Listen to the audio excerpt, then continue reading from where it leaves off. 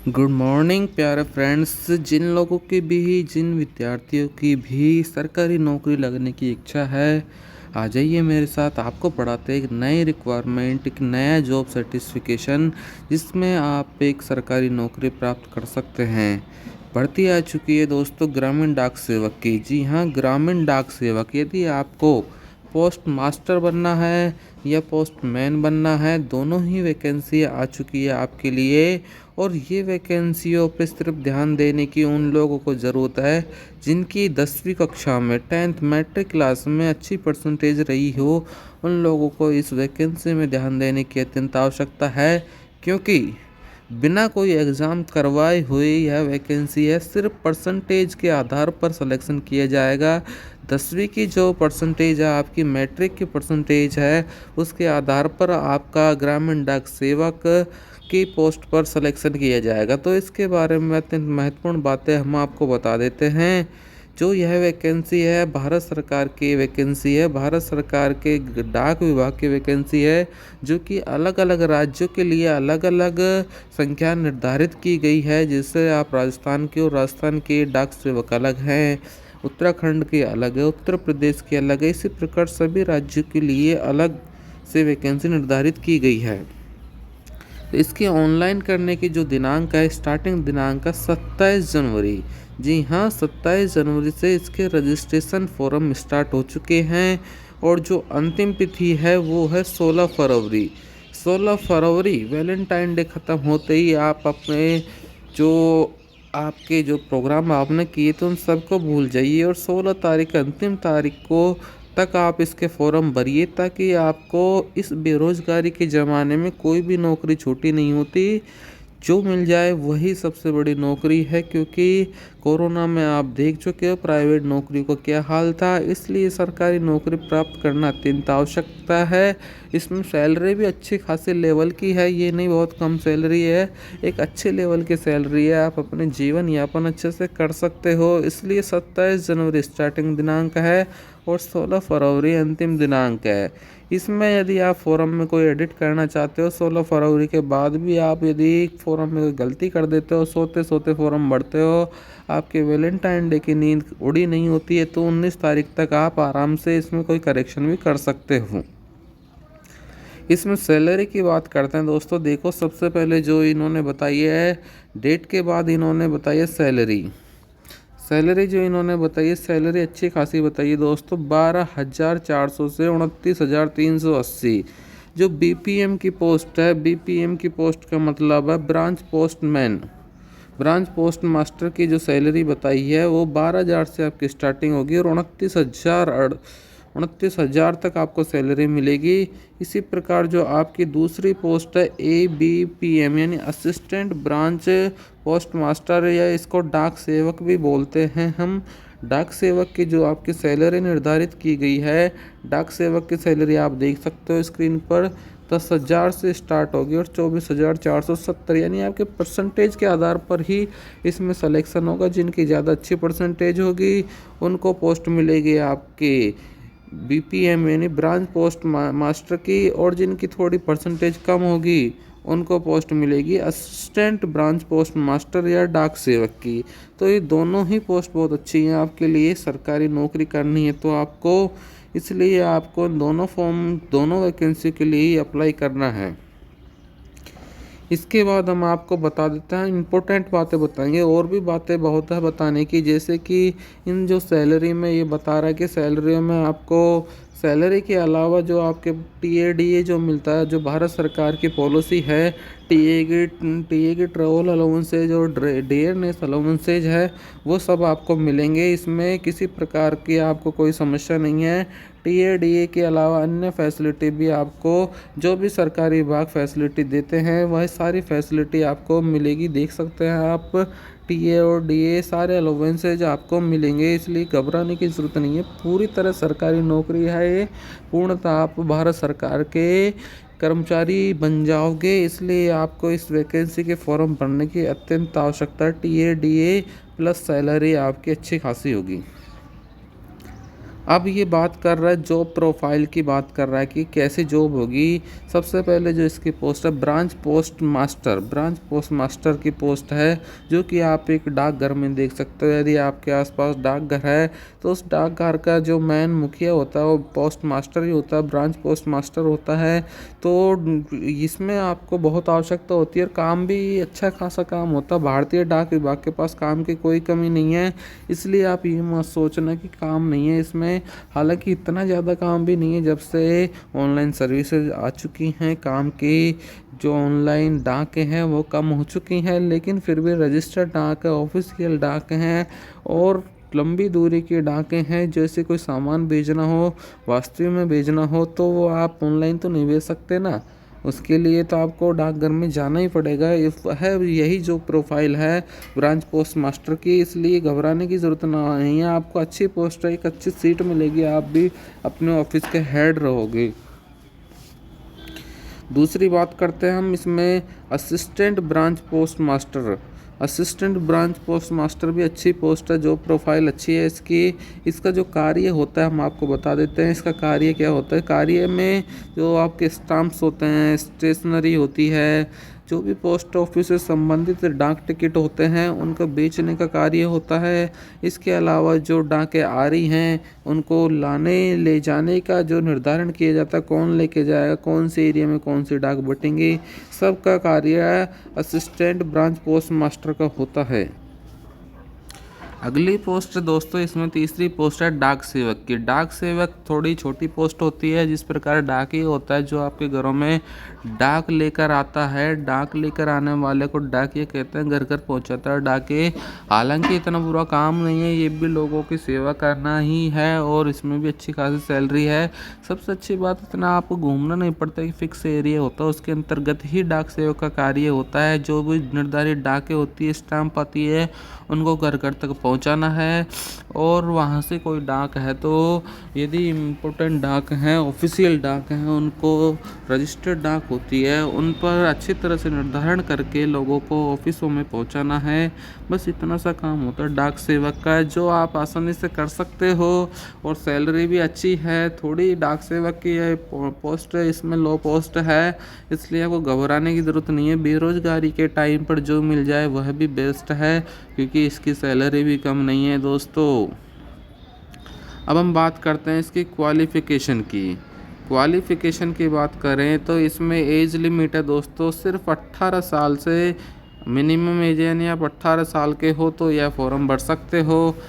और आपकी अधिकतम एज है 40 साल है, यानी अधिकतम आप 40 साल के हो तो यह फॉर्म भर सकते हो। 18 से 40 साल तक कितनी अच्छी अपॉर्चुनिटी दी है इसमें आपको, गवर्नमेंट ने बहुत अच्छी अपॉर्चुनिटी दी है। जो भी बड़े बूढ़े हैं वो फॉर्म को भर सकते हैं और जो छोटे छोटे बच्चे हैं वो भी फॉर्म को भर सकते हैं।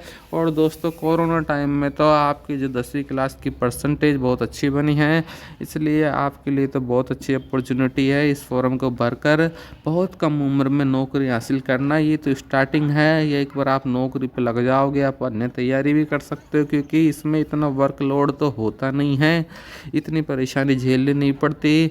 इसलिए आपको सर्वप्रथम जॉब लगने की आवश्यकता है। और इसमें सबसे अच्छी बात मैं आपको बता दूं कि यह जॉब आपको अधिकांश आपकी लोकेलिटी में, यानी आप जहां रहते हो उसके आसपास ही जॉब मिल जाती है, दूर कहीं भागना नहीं पड़ता। यदि आपकी किस्मत ही थोड़ी ज़्यादा ख़राब है या मतलब आपकी परसेंटेज बहुत कम है तो आपको ज़रूर थोड़ा दूर पोस्टिंग हो सकती है। बाकी अधिकांश अभी तक जो बढ़ती हुई उसमें देखा गया है कि पोस्टिंग आपके लोकल एरिया में दी जाती है। यदि आपने फॉर्म उसे स्टेट से अप्लाई किया है, मान लो आप राजस्थान के हो और फॉर्म आपने झारखंड से अप्लाई कर दिया, तो इसका मतलब आपको झारखंड में ही पोस्टिंग मिलेगी।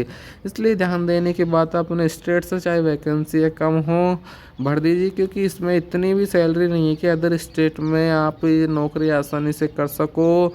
गुजारा भत्ता इसमें आपको मिल जाएगा अच्छा खासा, लेकिन इतना भी नहीं मिलेगा कि अदर स्टेट से या बहुत दूर जो स्टेट है आसपास के स्टेट में भर सकते हो। अत्यंत दूर स्टेट में यह फॉर्म नहीं भरना चाहिए आपको, तो मेरा मानना है तो 18 से 40 साल वाले यह फॉर्म भर सकते हैं। इसके बाद जो एज की जो छूट मिली है दोस्तों, देखो अभी तो आप 18 साल के तो मिनिमम है, ये तो सभी कैटेगरी के लिए है, चाहे SC हो, ST हो, OBC हो, EWS हो, कोई सी कैटेगरी, इससे कम एज में आप फॉर्म नहीं भर सकते। इससे कम एज में सिर्फ आप एक काम कर सकते हो, गर्लफ्रेंड बना सकते हो, और कोई काम नहीं कर सकते हो आप। तो गर्लफ्रेंड नहीं बनानी, अब आप 18 साल के हो चुके हो, अब आपको रोज़गार की तरफ ध्यान देना। तो यदि SC ST के हो आप, तो आपको दोस्तों 5 साल की छूट मिलेगी इसमें अभी, यानी 40 साल के बाद आप यदि 45 साल के भी हो तो ये फॉर्म भर सकते हो। शेड्यूल कास्ट और शेड्यूल ट्राइब के हो तो, अनुसूचित जाति और अनुसूचित जनजाति के हो तो 5 साल बाद भी ये फॉर्म, 45 साल की उम्र तक फॉर्म भर सकते हो। यदि आप OBC कैटेगरी के हो, अन्य पिछड़ा वर्ग के हो, तो आप 40+3 यानी 43 साल तक ये फॉर्म भर सकते हो।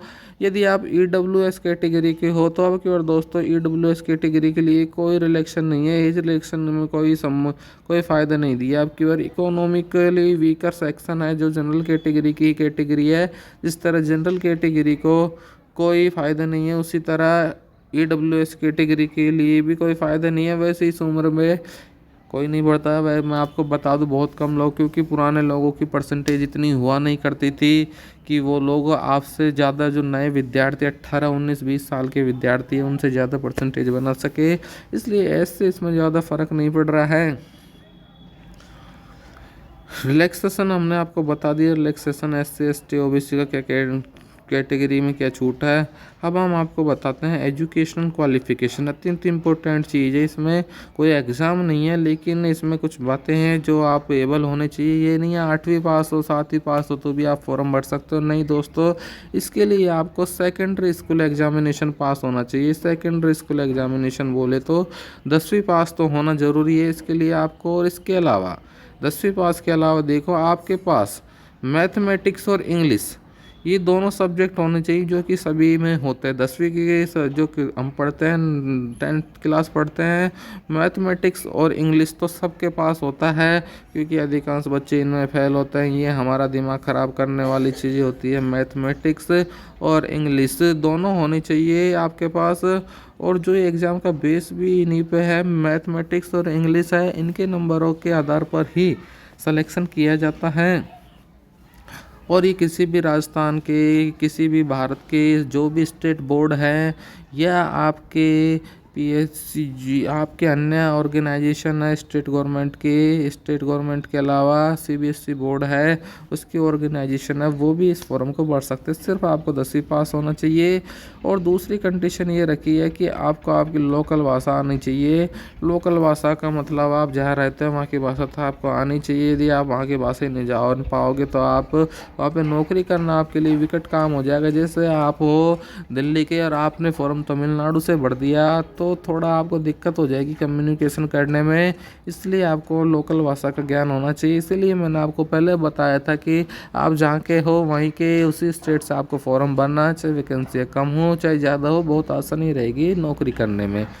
एक क्वालिफ़िकेशन और मांगी है इसमें इन्होंने, कंप्यूटर की नॉलेज इसलिए मांगी, आजकल आपको पता सारा काम कंप्यूटर का हो चुका है। कंप्यूटर की नॉलेज आपको होगी और पोस्टमैन में तो आप काम बहुत तेज़ी से कर पाओगे, क्योंकि आजकल सारा काम ऑनलाइन हो चुका है। दूसरा, आपको साइकिल आनी चाहिए। यदि डाक सेवक में आप सेलेक्ट होते हो तो साइकिल चलाना तो कम से कम आना चाहिए, क्योंकि पैदल तो डाक बांट नहीं पाओगे। पैदल बांटते बांटते तो आपके पैरों में छाले पड़ जाएंगे। इसलिए आपको साइकिल, आजकल तो मोटरसाइकिल का यूज भी करते हैं, लेकिन दोस्तों इतनी सैलरी भी नहीं है डाक सेवक की कि आप मोटरसाइकिल का खर्चा वहन कर सको। इसलिए आप साइकिल चलाना सीख लेना। वैसे कोई कंपलसरी भी नहीं है, नहीं भी आता तो आपको सिलेक्शन से कोई भी नहीं रोक सकता इसमें। और जीने का तरीका भी आना चाहिए, यानी जीते कैसे, लोगों से बातचीत कैसे करते हैं, हस्तिया राम कैसे बोलते हैं, सत श्री अकाल कैसे बोलते हैं दोस्तों, गुड मॉर्निंग कैसे बोलते हैं कहीं आप जाते हो। क्योंकि ब्रांच आप डाक सेवक बनोगे, लोगों के पास जाना पड़ेगा, तो लोगों को डील करना पड़ेगा थोड़ा हल्का फुल्का सा। इसलिए आपको जीने का तरीका भी आना चाहिए। उसके बाद हम आपको बता देते हैं दोस्तों, इसमें कुछ इंपॉर्टेंट बातें बताई गई हैं। ये जो क्वालिफ़िकेशन है कंपलसरी क्वालिफ़िकेशन नहीं है, बस ये आपको नॉलेज होना चाहिए सिर्फ। मेन कंपलसरी क्वालिफ़िकेशन तो इसकी खाली 10th पास है, यानी 10th पास होना आपके लिए बहुत ज़रूरी है। 10वीं क्लास तो पास आपको होना ही चाहिए, अदरवाइज आपको बड़ी दिक्कत हो जाएगी, आप ये फॉर्म नहीं भर पाओगे। 10वीं पास होना ज़रूरी है इसमें।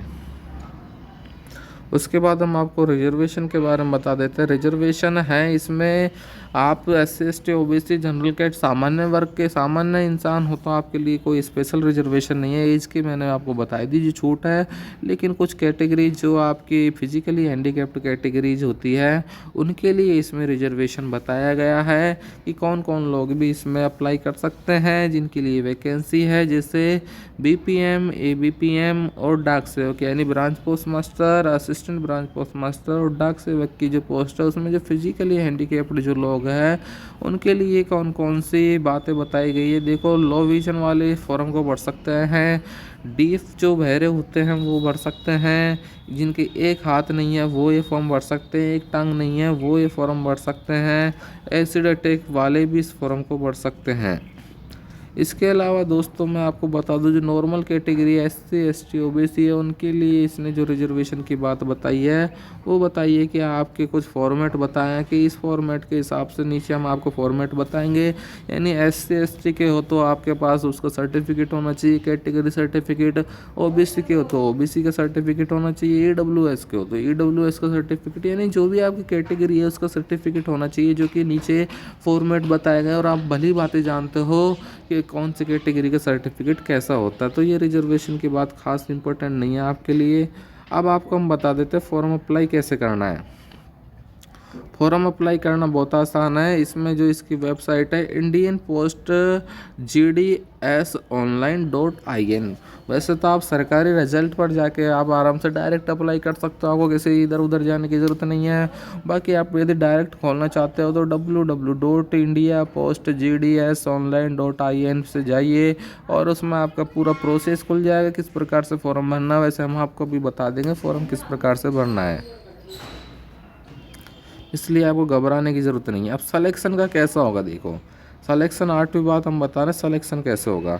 अत्यंत इम्पोर्टेंट बात है, सिलेक्शन होगा जो मैंने आपको पहले भी बताया था, सिलेक्शन होगा ये मेरिट बेस पर सिलेक्शन होगा, यानी on the basis of A system generated merit list. एक मेरिट लिस्ट बनाई जाएगी सिस्टम जनरेटेड, ऑटोमेटिक जो भी अप्लाई करेंगे उन सब की आप 10वीं फॉर्म भरोगे तो 10वीं की परसेंटेज तो डालोगे, तो उनका सबका एनालिसिस किया जाएगा और उसके हिसाब से एक मेरिट लिस्ट निकलेगी और उसी से आपका सिलेक्शन किया जाएगा।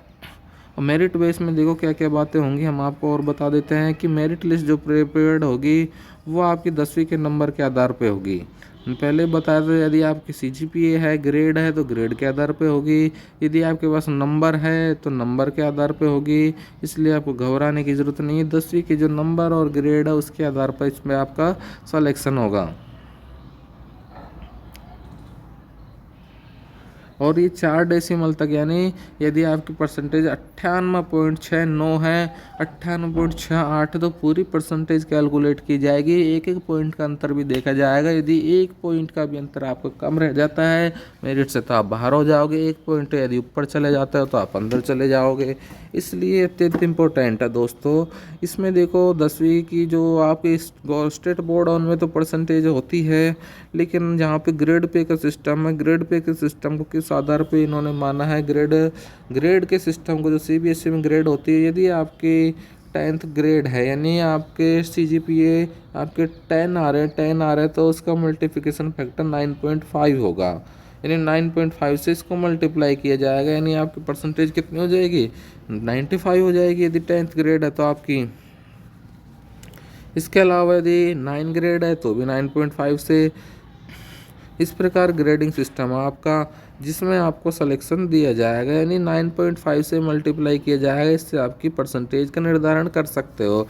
यदि 8 है तो 8 को 9.5 से मल्टीप्लाई किया जाएगा तो आपकी परसेंटेज कम हो जाएगी, यानी 9.5 आपकी जितने भी ग्रेड हो आपकी 10, 9, 8, 7, 6, 5, 4 उसको 9.5 से मल्टीप्लाई कर लेना, उतनी परसेंटेज आपकी निकल के आएगी, उसी परसेंटेज से कंपेयर किया जाएगा आपका। तो ये CGPA यदि आपके पास है तो आप इस तरह आप निकाल सकते हो। बस ये दोनों ही आधार है जिसके आधार पर मेरिट बनेगी। अब इसमें कुछ कैटेगरी के हिसाब से और मेरिट बनेगी, SC ST है ओबीसी है, जनरल कैटेगरी है, मेल है, फीमेल है, सबकी अलग अलग कैटेगरी के अलग अलग मेरिट लिस्ट बनेंगे और इसमें एक डेट ऑफ बर्थ को आधार रखा जाएगा दोस्तों। यदि मान लो कोई दो कैंडिडेट जिनकी कट ऑफ समान है, जिनकी मेरिट परसेंटेज समान है, तो जिसकी डेट ऑफ बर्थ ज़्यादा होगी उसको ऊपर रखा जाएगा, जिसकी डेट ऑफ बर्थ कम होगी उसको नीचे रखा जाएगा। सिंपल बात है, इतने समझने की बातें है नहीं आपके लिए, आप समझदार खुद ही हो। अब हम आपको तो ये इम्पोर्टेंट इसमें बात थी कि आपका सिलेक्शन कैसे होगा, यानी आपको सिर्फ फॉर्म अप्लाई करना है, 10वीं पास होने चाहिए, आप 18 से 40 साल की आपकी उम्र होनी चाहिए। यदि आपकी परसेंटेज ज़्यादा है मेरिट बेस पे होगा, यदि आपकी स्टेट गवर्नमेंट हो तो आपकी परसेंटेज डायरेक्ट होती है, जितनी उसकी जो ज़्यादा है उसका सिलेक्शन होगा। यदि आप सीबीएसई बोर्ड से होगा, आपकी ग्रेड आती है तो 9.5 से मल्टीप्लाई कर लेना, उतनी आपकी परसेंटेज हो जाएगी, उसके आधार पर सिलेक्शन होगा। और डेट ऑफ बर्थ का आपको मैंने बता ही दिया, डेट ऑफ बर्थ का इसमें क्या मामला है। अब सिलेक्शन का कम्युनिकेशन कैसा होगा आपको देखो, मैंने पहले बता दिया कि जो भी रिजल्ट आएगा, जो भी सबसे पहले तो आप फॉर्म ऑनलाइन करोगे, फॉर्म ऑनलाइन करने के बाद आपका रिजल्ट आएगा। रिजल्ट आएगा तो उसकी ऑनलाइन ही आपको रिजल्ट आएगा, ये नहीं आपके घर बैठे डाक विभाग के आप कर्मचारी भले बन जाओ लेकिन आपको घर बैठे रिजल्ट देने कोई भी नहीं आएगा। ऑनलाइन ही आपको सब कुछ सूचित किया जाएगा दोस्तों। अब से पहले भी इसके रिजल्ट आए हैं जिसमें आपको कुछ नहीं बताया जाता, सिर्फ आपके रोल नंबर बताए जाते हैं। यदि आप सिलेक्शन हो गया हो तो आप शॉर्ट लिस्टेड हो जाते हो, सिलेक्शन नहीं होता हो तो आप शॉर्ट लिस्ट नहीं होते हो। तो दोस्तों आपको रिजल्ट इसका आएगा, कुछ दिनों बाद इसका रिजल्ट आ जाता है जिसमें आपको बता दिया जाता है, एक लिस्ट आती है जिसमें आपके रोल नंबर होते हैं, जिसमें आप चेक कर सकते हो। यदि आपके रोल नंबर लिस्ट में है तो आप सेलेक्टेड हो, नहीं हो तो आप इंतज़ार कीजिए, क्योंकि इसमें एक से ज़्यादा लिस्ट आती है दोस्तों। लास्ट वैकेंसी हुई थी उसमें कहाँ 5 से 6 लिस्ट आई थी, यानी काफ़ी समय तक आप इसका रिजल्ट देखते रहिए। जब तक नई वैकेंसी नहीं आती तब तक इसका आप रिजल्ट देखते रहिए, आपका हो ना हो इसमें कट ऑफ जैसे वो, क्योंकि काफ़ी सारे बच्चे इसको ज्वाइन नहीं करते, वो लोग सोचते हैं कि छोटी नौकरी है, या काफ़ी लोगों का सिलेक्शन भी हो जाता है इसलिए वो इसको ज्वाइन नहीं कर पाते हैं, काफ़ी लोगों को पता नहीं होता है। इसलिए आप इसका रिजल्ट बार बार देखते रहना ताकि आपके सिलेक्शन की संभावनाएं बढ़ जाए। शॉर्ट लिस्ट जो कैंडिडेट होते हैं उनको आपको एसएमएस के माध्यम से भी बताया जाएगा, ऑनलाइन रिजल्ट के माध्यम से भी बताया जाएगा। जो आपने मोबाइल नंबर दिए हैं उस मोबाइल नंबर पे आपको एसएमएस किया जाएगा, आपको इसलिए मोबाइल नंबर और ईमेल आईडी पे भी आपको मैसेज किया जाएगा, इसलिए आप मोबाइल नंबर और ई मैसेज दोनों को अच्छे से सेव रखना है आपको। उसके बाद शॉर्ट लिस्ट कैंडिडेट है, शॉर्ट लिस्टेड कैंडिडेटों को बुलाया जाएगा सारे डॉक्यूमेंट लेकर, यानी उसके जो भी ओरिजिनल डॉक्यूमेंट हैं हम बता देंगे आपको क्या क्या ओरिजिनल डॉक्यूमेंटों की ज़रूरत पड़ेगी। उन डॉक्यूमेंटों को लेकर बुलाया जाएगा जिसमें 2 set of self attested photocopies for submission, यानी सारे डॉक्यूमेंट 10वीं की मार्कशीट, आपकी 12वीं की मार्कशीट, अदर कोई क्वालिफिकेशन उसकी मार्कशीट, इसके अलावा आपका जाति प्रमाण पत्र, आपका मूल निवास प्रमाण पत्र, आपका कैरेक्टर सर्टिफिकेट, आपका अदर कोई आधार कार्ड वगैरह आइडेंटिटी कार्ड है, ये सारे डॉक्यूमेंट आपके जो क्या क्या डॉक्यूमेंट होंगे हम आपको नीचे बता देंगे। ये सबकी 2 कॉपी लेकर आपको बुलाया जाएगा, भैया 2 कॉपी लेकर आ जाओ और नौकरी ले जाओ आपकी। आप यदि इसमें 15 दिन का टाइम दिया जाएगा, 15 दिन के अंदर डॉक्यूमेंट लेकर पहुंचना है, और शुरू के 10 दिन है उसमें आप शुरू के 10 दिन में ही दिए जाएंगे। इसमें प्रारंभिक में तो आपको 10 दिन दिए जाएंगे, लेकिन इसमें डेट बढ़ाकर 5 दिन और कर दी जाएगी, तो इसलिए 5 दिन का और मौका मिलेगा आपको। 15 दिन में यदि आपने इसमें नहीं जाते हो तो आपका फॉर्म ऑटोमेटिक रिजेक्ट हो जाएगा और एक नई लिस्ट निकलेगी जिसमें नए बंदों का जिनकी कट ऑफ जिनकी परसेंटेज कम है उनको सिलेक्शन मिलेगा। इसलिए आपको दोस्तों एसएमएस ईमेल पे ध्यान रखना है, सही मोबाइल नंबर देने हैं, सही ईमेल आईडी देनी है, ताकि रिजल्ट आए तो आप रिजल्ट एक तो ऑनलाइन वेबसाइट पे भी ध्यान रखना है और बाकी आपके मोबाइल और ईमेल आईडी को भी आपको बार बार चेक करते रहना है। इसके बाद हम आपको बता देते हैं जो डिपार्टमेंट है, डिपार्टमेंट सप्लीमेंट्री लिस्ट मैंने पहले बताया था, सप्लीमेंट्री यानी वेटिंग लिस्ट भी जारी करेगा डिपार्टमेंट। यदि जो शॉर्ट लिस्ट कैंडिडेट होते हैं उनके डॉक्यूमेंट अधूरे रहते हैं, किसी कारण से रिजेक्ट हो जाते हैं, कोई नहीं जाता है, तो बचे हुए सीटों के लिए डॉक्यूमेंटों के लिए एक अन्य लिस्ट जारी की जाती है जो कि the list of short will be issued after 30/6/2023। यानी 30 जून देखो दोस्तों, इसने जून डेट भी बताई है कि 30 जून को आपको शॉर्ट लिस्ट कैंडिडेट होंगे। यदि आपके नहीं पहुँचते तो उसके बाद और लिस्ट भी जारी की जाएंगी। इम्पोर्टेंट इंस्ट्रक्शन क्या है इसमें देखिए।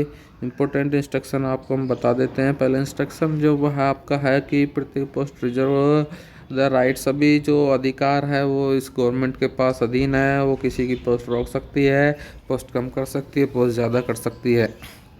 और डिपार्टमेंट इसलिए इस प्रकार भी रेस्पॉन्सिबल नहीं है। मान लो आपने कोई ईमेल आईडी गलत दे देते हैं, आप मोबाइल नंबर गलत दे देते हो, तो डिपार्टमेंट इसके लिए रेस्पॉन्सिबल नहीं है कि हमारे को आपने बताया नहीं कि हमारा सिलेक्शन हो गया। आप यदि कोर्ट केस कर देते हो, काफ़ी लोगों के पास लिस्ट नहीं पहुंचती है, रिजल्ट नहीं देख पाते हो, और अब बाद में आपको पता चलता है मेरा सिलेक्शन हो गया था। तो आप यदि आप कोर्ट केस करना चाहो तो आप उसके लिए एलिजिबल नहीं हो, क्योंकि आपने मोबाइल नंबर और ईमेल आईडी सही नहीं दी थी। इसमें डिपार्टमेंट कोई गलती नहीं है। इसके अलावा हम आपको बता देते हैं, डिपार्टमेंट आपको कोई फ़ोन कॉल नहीं करेगा। ये नहीं करेगा भैया आ जाओ नौकरी ले जाओ, आपकी इस प्रकार का कोई फ़ोन कॉल करने के लिए नहीं बैठा है। और एक अन्य इम्पोर्टेंट बात इसने बताई है, जब भी आप फॉर्म भरोगे, एप्लीकेशन भरोगे, तो आपका रजिस्ट्रेशन नंबर और मोबाइल नंबर बिल्कुल सही होने चाहिए सब, क्योंकि सारी डिटेल आपको वहीं बताई जाएंगी। तो दोस्तों ये तो इसकी इम्पोर्टेंट बातें थी। अब इसने कुछ फॉर्मेट बताए हैं आपको। देखो जो फॉर्मेट बताए हैं इन्होंने, सबसे पहले जो फॉर्मेट बताया है, डिवीज़न वाइज ग्रामीण डाक सेवक वैकेंसी, यानी कौन सी जगह कितनी वैकेंसी हैं इसके बारे में बताया है कि सर्किल कौन सा है, डिवीज़न कौन सा, पोस्ट कौन सी है। तो वो सारी आपको नीचे बताई जाएंगी। देखिए हम आपको नीचे सारी कैटेगरी वाइज वैकेंसी बताएंगे। उसके बाद एक अंडरटेकिंग है, जो अंडरटेकिंग आपसे फॉर्म भरते टाइम भरवाई जाएगी, जिसको आपको डाउनलोड करना है।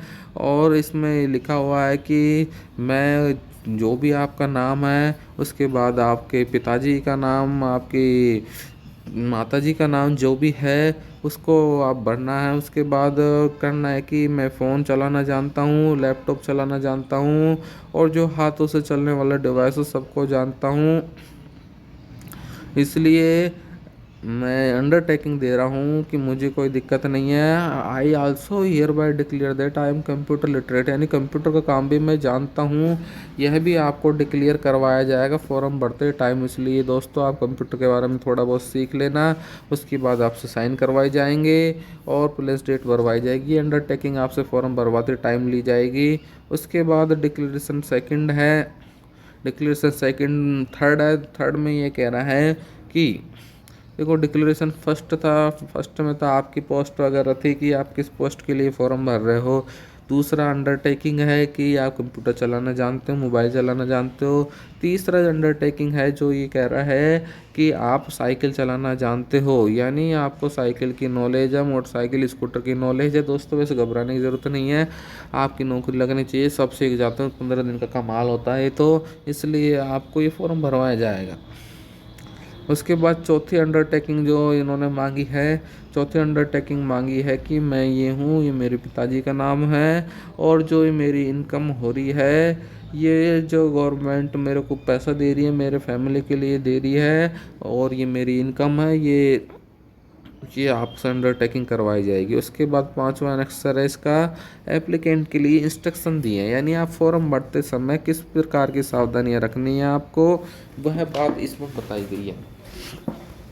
तो सबसे इम्पोर्टेंट रजिस्ट्रेशन करने के लिए आपको दोस्तों इंडिया पोस्ट GDS online.gov.in की वेबसाइट खोलनी है, जहां पर आपका रजिस्ट्रेशन नंबर होगा। यानी सबसे पहले आपसे इसमें आपकी ईमेल आईडी और मोबाइल नंबर के बारे में पूछा जाएगा, जो आपको सही सही भरना है, और हो सकता है आपसे OTP वेरीफाई करवाएगा। उसके बाद सभी जो रिजल्ट होंगे, इसका शॉर्ट लिस्टिंग हो गए, प्रोविजनल डॉक्यूमेंट के लिए आपको बुलाया जाएगा। वो आपके इसी मोबाइल नंबर जो आपने इस फॉर्म में भरे हैं, इसी मोबाइल नंबर पर बुलाया जाएगा। इसलिए इसने मोबाइल नंबर और ईमेल आईडी को अत्यंत महत्वपूर्ण इसलिए माना है, क्योंकि आपका सिलेक्शन होता है तो आपको इसी नंबर से बुलाया जाएगा। उसके बाद आपको बता देते हैं हम, यदि एक बार आपने मोबाइल नंबर भर दिए तो आप उसको चेंज नहीं कर सकते रजिस्ट्रेशन के टाइम। इसलिए दोस्तों, आप जो भी मोबाइल नंबर भरो, आपकी यूनिक सिम रखना, आपके घर की सिम रखना, खुद की पर्सनल सिम रखना, जिसको आप आगे आने वाले समय में नहीं बदलो, क्योंकि दूसरा फॉरगेट का ऑप्शन नहीं है, यानी मोबाइल नंबर चेंज करने का ऑप्शन नहीं है। रजिस्ट्रेशन नंबर भले ही आपको वापस मिल जाएंगे, लेकिन रजिस्ट्रेशन नंबर के लिए भी आपको मोबाइल नंबर, ईमेल आईडी की ज़रूरत पड़ेगी। उसके बाद दोस्तों फ़ीस की बात करते हैं। फ़ीस देखो मात्र 100 रुपये है, जो कि paid by applicant post of any division. 100 रुपये फ़ीस है मात्र। लेकिन इसमें सबसे अच्छी बात यह है कि SC ST और महिला कैंडिडेट है, चाहे किसी भी कैटेगरी की महिला कैंडिडेट हो, उनके लिए बिल्कुल फ्री है दोस्तों। फ्री, एकदम फ्री है। महिला कैंडिडेट, SC ST और PWD कैंडिडेट के लिए। और यदि ट्रांस वुमेन है, ट्रांसजेंडर है, तो उसके लिए भी ये फॉर्म एकदम फ्री है। अदर कैटेगरी के लिए मात्र 100 रुपये की फ़ीस है दोस्तों। 100 रुपये की आपको फ़ीस जमा करानी है, बस, ज़्यादा नहीं है। 100 रुपये की फ़ीस जमा करानी है और ये फॉर्म भरना है। और एग्ज़ाम जो फ़ीस जमा होगी, एग्ज़ाम फ़ीस जमा बहुत आसान है दोस्तों। ऑनलाइन नेट बैंकिंग के माध्यम से कर सकते हो आप। नेट बैंकिंग नहीं तो UPI आजकल फ़ोन पे सब यूज करते हैं, या डेबिट कार्ड, क्रेडिट कार्ड से भी आप ये फ़ीस भर सकते हो। एप्लीकेशन का रजिस्ट्रेशन कंप्लीट हो जाता है तो आपको एक रजिस्ट्रेशन नंबर मिलेगा, जिसको आपको सिक्योर रखना है। और जो फ़ीस की रसीद है उसको भी आपको सिक्योर रखनी है। एक बार आपकी फ़ीस जमा हो जाती है फिर आपको वापस नहीं मिलेंगे। 100 रुपये के लिए आपको वैसे ही मरना नहीं है, क्योंकि आप बड़ी नौकरी करने जा रहे हो। अब देखो ऑनलाइन एप्लीकेशन का प्रोसेस क्या है। ये तो आपका रजिस्ट्रेशन हो गया। रजिस्ट्रेशन के बाद selection of division and exercising preference, ये आपका सिलेक्शन कैसे होगा और आपको कौन से पोस्ट भरनी है। उसके लिए क्या करना है, आपको सबसे पहले अप्लाई करना है किसी एक पोस्ट के लिए, एक से अधिक पोस्ट के लिए। यानी आप एक पोस्ट के लिए भी अप्लाई कर सकते हो और एक से अधिक के लिए भी अप्लाई कर सकते हो। यानी आपका जो पोस्टमैन की पोस्ट है, पोस्ट मास्टर की पोस्ट है, branch post master, assistant branch post master या ग्रामीण डाक सेवक, तीनों पोस्टों के लिए आप ये फॉर्म को भर सकते हो। सब वैलिड रहेंगे, इसलिए घबराने की आवश्यकता नहीं है। उसके बाद रजिस्ट्रेशन करोगे तो आपको OTP आएगा मोबाइल नंबर पर, और OTP आने के बाद आपसे एक सेलेक्टिंग द डिवीज़न सेलेक्ट कराया जाएगा कि आप कौन से डिवीज़न में इस फॉर्म को भरना चाह रहे हो। तो उस डिवीज़न का नाम आपसे पूछा जाएगा, तो संबंधित डिवीज़न जो भी है आपको भरना है। और जिस पोस्ट के लिए आप एलिजिबल हो उसी पोस्ट का अपने आप इसमें नाम आ जाएगा। उसके बाद दोस्तों देखो, एग्जाम्पल तो हमने बता ही दिया आपको कि आप जैसे फॉर्म खोलोगे, इसमें 2-3 पोस्ट हैं आपकी, 3 पोस्ट हैं, तो उसमें प्रेफरेंस करवाया जाएगा। तो आपको प्रेफरेंस में सबसे ऊपर तो ब्रांच पोस्ट मास्टर रखना, सबसे बड़ी पोस्ट है। उसके बाद असिस्टेंट ब्रांच पोस्ट मास्टर रखना, छोटी पोस्ट है। उसके बाद डाक सेवक की पोस्ट, जिनकी परसेंटेज कम होगी उनको डाक सेवक की पोस्ट मिली जाएगी। ये पोस्ट सिलेक्शन के बाद आपसे आपकी फ़ोटो अपलोड करवाई जाएगी और आपके साइन अपलोड करवाए जाएंगे। फ़ोटो और साइन में आपको ध्यान रखना, आपकी फ़ोटो रिसेंट होनी चाहिए और वो 50 KB से ज़्यादा की नहीं होनी चाहिए। साइन आपके 20 KB से ज़्यादा की नहीं होनी चाहिए। बस इतनी छोटी छोटी बातें। फ़ोटो साइन में फ़ोटो 50 KB की होनी चाहिए और साइन 20 KB की होनी चाहिए, इससे ऊपर नहीं होनी चाहिए। उसके बाद सिलेक्शन ऑफ वेरीफाइंग अथॉरिटी, ये फॉर्म आप भर दोगे तो सिलेक्शन जो हमारा डिपार्टमेंट आपका क्या करेगा, वेरिफिकेशन के टाइम आपसे क्या भरवाएगा, मांगेगा आपसे डॉक्यूमेंट मांगेगा, सर्टिफिकेट मांगेगा, आपकी 10वीं की मार्कशीट मांगेगा, आधार कार्ड मांगेगा, आपसे जाति प्रमाण पत्र मांगेगा, उनको चेक करेगा, उसी के आधार पर आपका सिलेक्शन होगा।